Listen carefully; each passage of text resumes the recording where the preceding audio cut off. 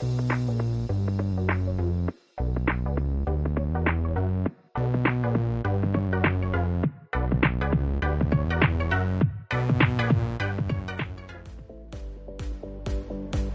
everyone to another episode of the Love Island Cast. I am one of your hosts, Chris Phelps. My co-host is Mr. Dave Horrocks. Hey there, Chris. Delighted to speak to you, and even more delighted that this is our penultimate episode. You and me both, my friend. It's been a journey, hasn't it, Dave? It has. I mean, it's difficult to get away from the J word, isn't it? But yeah, I think I'm ready for it to close now. I mean, what did you make to this latest episode? I think it's just unwinding down. It wasn't a bad episode. One thing I will give it credit on, Dave, is it was a bit more light-hearted. It was a bit more showing the personality of the Islanders, because I did watch Saturday's Unseen Bits. Did you actually get to catch any of that? Nah, I missed those. Honestly, Dave, it was so good. It was like the best bits of the island. You know, some of the daft things, like the Harry Potter stuff and things we'd not seen with the Islanders, getting like them to do impressions of them. And you've got like even Molly's doing impressions of, I think Molly's doing Maura, and they were doing impressions of like Kirsty's taking the mick out of Jordan, saying like something about his hair, something like you've got a toilet brush head or something like that. It was harsh. It was all done like in humour, but they were all laughing and joking. And then they were doing that fish game where they do the salmon, and we saw little bits of it. And like I said to you, Dennis, some of the best bits have been on that, where they're just being normal people. And unfortunately, I think the one thing I will get out of this series, as much as I've enjoyed it, and it won't stop me watching Love Island, is it's been more heavily edited and directed than I've ever seen. And I know you've picked up on it. Joe's mentioned it.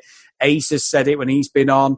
It's just become more and more that it's just total, I don't know, just misdirection, to be honest. They should just let it organically grow into what it is. And that's where it happens a bit more. And it's just not. It's just been totally staged, most of the things. Still loved it. Still enjoy it. I'm not being a cynic. It's just, I think, unfortunately, I don't think this has necessarily been the best series of Love Island, to be honest.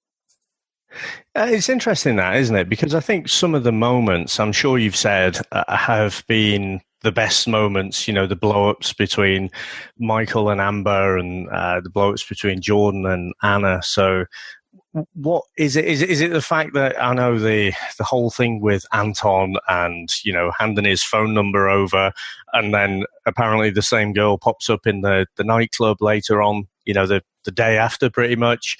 Is it little things like that, do you think, that turns few people off? Because I've seen a few negative comments, to be honest. It's not just yourself. Yeah, look, like you say, we've had some cracking moments, some good organic arguments, which is what I live for when I watch Love Island. The ridiculous and the cringe-worthy Davy Brent moments of, like, mostly the lads who just absolutely dig themselves a hole like you've never seen. But then, like you say, the Anton bit, that was one of the low points for me, because he was such a blag that he would offer his phone number. He's saying tonight, it's just a bit of a joke and that. It's like, yeah, but she pops up serving drinks to you 2 days later. Nothing's been mentioned. It's like, you can't pull the wool over people's eyes. All they did was change the girl's glasses. So that sort of stuff, and just the way Michael just changed with Amber, and the way Jordan changed with Anna, ridiculous, Dave, ridiculous. They're either the worst game players that we've ever seen, and absolute idiots, which I'm probably not judging by what they've done. I'd probably say that realistically they may actually be that, or it's just complete staged. And I think, sadly, I think part of it is the latter. Yeah, I mean, it's ended up being Anton and Belle voted out, isn't it? So, I mean, any surprises there? I thought Curtis and Maura could go, to be honest, but I think Maura's probably pulled them through there. Yeah, I do think... One thing I'd say is her dad come in, Tamer Hassan, funny guy, did the old Godfather, welcome to the family. It was Godfather, wasn't it? Well, welcome to the family, you know what I mean? And all right, it's like, but he's entertainment. He is, all right, he might be this supposed tough guy actor and stuff, but he's still a lovey Dave. He's still within the business. He still knows what you've got to do to open the right doors. So by doing this thing with Anton, that felt like he was doing a bit of acting, to be honest. He knew what was going on. He's used to having a camera in front of him. I don't buy it for a minute. I put a tweet out and I'm sticking by it. They'll be over by the fucking rap party tomorrow, Dave. I'm telling you. You know what it was a bit like? It's like sort of Ross Kemp. You know how he went on this series and he'd go into the world's toughest prisons and whatever. And it's like, yeah, but Ross Kemp, you're this fucking actor. You're not hard. You're not actually Grant Mitchell. You do realise that, don't you? Yeah. It seemed a bit like that. And it's like, what, is he just taking his person on screen and he thinks that's him in real life, or is he? I don't know enough about him, to be honest, but yeah, I guess you could say that it could have been a little bit played up. Yeah, and one thing I did like, which was the highlight of this episode, was the politician that is Maura's mum dodging the questions about her decision with Curtis. She's going, what do you think of him? And she's going, well, it's your decision. You make the right decision. And I'm like, go on, Maura's mum. She was basically saying he's a cock. And I think as soon as she gets a bit of time with him, she's going to say, look, he's not sincere. There was just, you could just tell, Dave, it was brilliant because the parents can't act. They might be led a little bit with the actual Islanders, but when the parents come in, other than Tara Hassan, the rest of them are just normal people, aren't they? So I think they're not going to be led or do something. They're just going to, they might ask some questions if they say, ask them questions about this, but the responses are going to be organic and real. And you could just tell by a mile her mum was not impressed by him at all. Yeah, she sort of answered without giving an answer, didn't she? I mean, if she liked Curtis, she'd have just said, yeah, he seems great. And it's like, you know, she's... Maura strikes me as someone who's very headstrong and I imagine was a bit of a challenge to bring up. So her mum's got this coping strategy, which is, you know, I'm not going to put myself in a position where I give a response which is going to antagonize her. So I'm going to give this diplomatic response, which just avoids me having to answer. But like I say, it is an answer in itself. Yeah, it is. And also as well, I did think it was disrespectful of Curtis's mum to say Maura, and she kept saying Maura. Now, we had a neighbour called Maura next to me Nams years ago. It's a very Irish name. I've got cousins by that name. Maura, I was like, no, he said, no, mum, it's Maura. So, all right, once or twice, he must have said it 5 times. And I thought, and Sam said to me, she went, she's not watched the fucking show, has she? I went, no, I don't. Yeah, it's not like a really difficult foreign name to pronounce, is it? So no. I don't know. Maybe she's just known more Moiras than Mauras over the years and just can't. You know what it's like, Chris. I listen back on here sometimes and I think I'm mispronouncing something. I think there was a few episodes where I called Amber and I'm like, what the fuck, brain fart. So I'm not going to hold that against her. I think that's innocent enough. I did think it was funny, and I put out a little tweet that when the Furies came in, Curtis pops up again, and he's stood there like a spare part, just trying to get in on all the hugs and stuff. It's like, just fucking leave it. Fuck's sake, just leave him alone. Yeah, exactly. And I think as well, his mum saying he's a mummy's boy, you can see that, and his brother's there. But I tell you what, I thought was a bit bad, to be honest, was Molly May's mum went all in on Molly May and was slacking her off, going, oh, you've got your work out here, Tommy. She's a right pain and all. And she went, but then she said to Tommy's mum, which I thought was a bit bad, she went, oh, you've dragged him up well, haven't you? I was like, wow. Just no diplomacy at all with some parents, is there? Really strict. But we did get an email, Dave, while we're talking about Molly May, from our good friend Karen as well. I thought I'd bring that up at this point.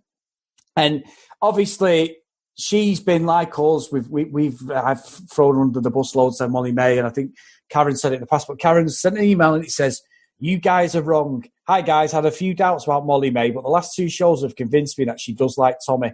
Still don't want her to win though, Karen." So, Dave, what did you think? Did you think that was sincere last night? Well, I thought, in a bubble, I think I could have been convinced tonight. And I'm certainly not 100% one way or the other. I'm still leaning more towards, I don't buy into Molly May. But that might just be a bit of prejudice on my side. You know, that the way she behaves leads me to form an opinion of her. So I'm kind of judging maybe more harshly some of her actions. But I'm afraid I'm still not convinced. And it's one of those, isn't it? Only time will tell. I think one area where I was wobbling a bit was when they had that date, their final date. And I finally saw some actual moisture around the eyes, when she was crying. And I did see a tweet someone put out there. Maybe she just cries sand or something. Maybe that's just her, because she just always seems to have those very dry tears. But I'm not so sure, but I'm not cast iron certain that she's playing up to it. I think I'd probably be 65-35 that she's still in it for the game playing. Yeah, I do think, you could be right. I think it sways towards that, to be honest. She is playing, and I'd love to run a Love Island cast book on this and give some odds out, because these lot are not staying together, whatever happens at the end of this show. We've had our summer fairy tale with some of them. It's ended up in a shit show of everyone arguing, and we've said before, boys v girls. It was a nice episode. I did enjoy it. And we've got to say, Dave, Indy's mum, she definitely wants a bit of Ovi. Yeah. I tell you what I found most interesting in that conversation, though, was that she said, India, she's a bit of a handful. And you could tell with everything her mum was saying and her sisters were saying, because her sister said, if she drew a perfect man, you'd be it, So Ovi was getting lathered, splashed with all these compliments, wasn't he? But she said he was a bit of a she said India was a bit of a handful.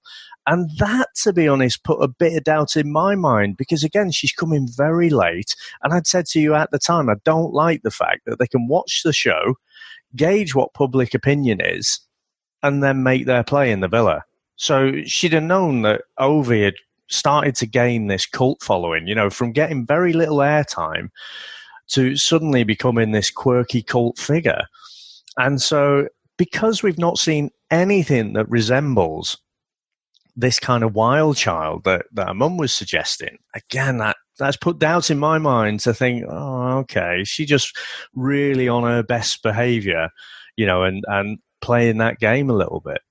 Yeah, it's funny because I think it was Jo said it on Friday, didn't she? Like, she knew she went with the person that everyone liked. He was single at the time. It's a game plan. I still think Dingy is going to be the spawn of Satan, Dave Bell, because I think she's absolute Gemma Collins. Gemma Collins is the GC. Yeah. I think she's another Gemma Collins. She'll end up in Towie because I can just see she's holding it back. I just think Anton's a wet lettuce more than anything, Dave. I think he's going to get chewed up by that family if he ever moves into their mansion, which I still don't believe. I just think he was probably right. It was them or Maura and Curtis for me. I know Sam was saying it should be Maura and Curtis. I wasn't bothered either way. As long as Ovi's there, the only ones who are a bit of a dark horse, and you did say this, Dave, is Greg and Amber. They're doing everything right. They're just playing it under the radar. They're just doing everything that I think needs to be done. I'm not convinced there's a spark there, but he is what she needs, considering how Michael treated her horribly. So that was pretty good. You know what's funny is that who's had the best journey, would you say, in this villa? I mean, Amber is the only one left now. After Anton went, she's the only one left from that original group. She has been on the most interesting journey, hasn't she?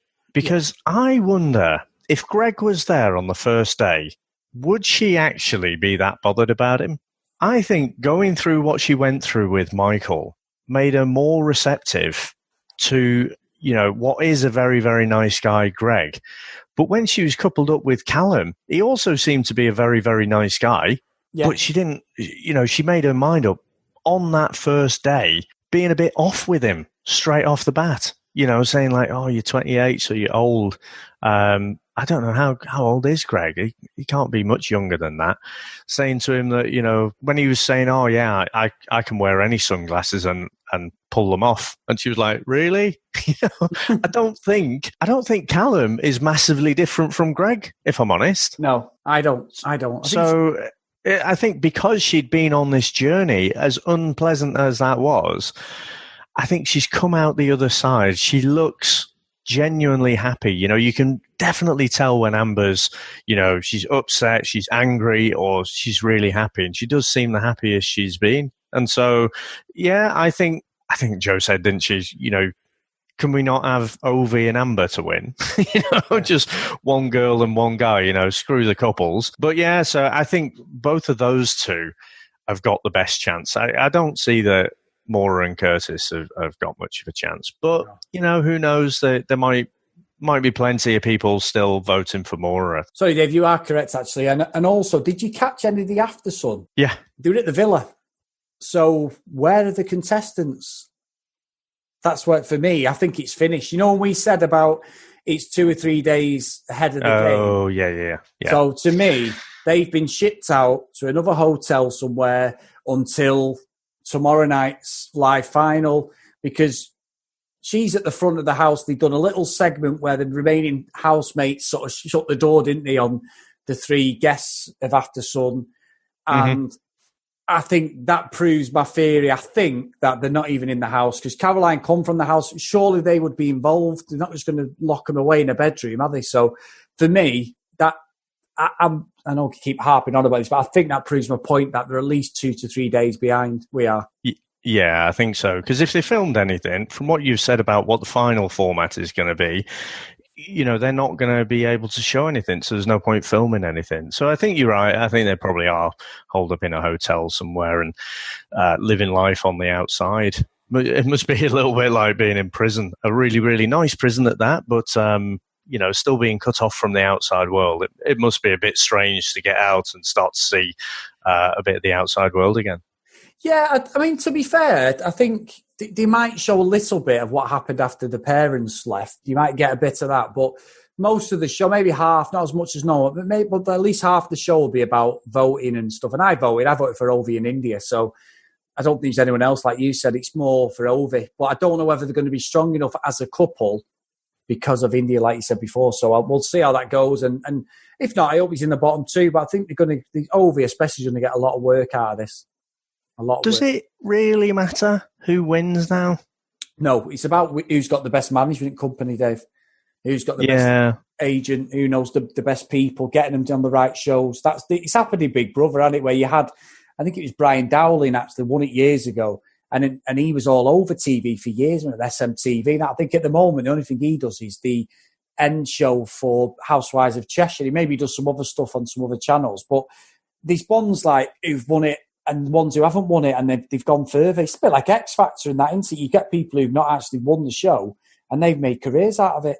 So it does happen. It does happen. So, no, that's pretty good. No, anything else, Dave? No, I think that's it. Like I say, there wasn't too much. I'll be honest, overall, I wasn't really that bought into the episode. It feels to me, like I say, when you hit those heights of the drama, I was hoping for a few nicer moments.